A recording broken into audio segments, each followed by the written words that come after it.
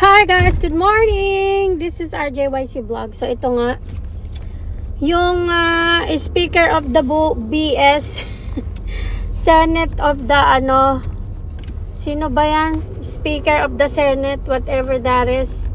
Si Kilay Escudero na walang kwenta. Ang tao na yan, hindi lang yan waiter ni Satanas. Ang tao na yan ay isa ding man of no integrity. Ganun niya binalahura ang Senate na kahit na lumalabag sa batas ang mga taong kaalyado nila ay hindi nila papayagang makulong. Ganito sa bagong Pilipinas ni Marcos Bangag.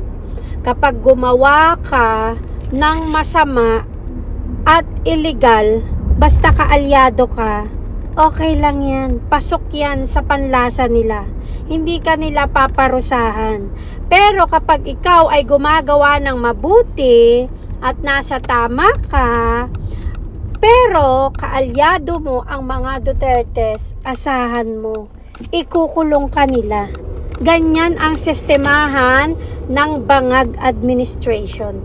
Ganyan sila kawalang puso at mga walang utak at mga mangmang. No? Galing, di ba?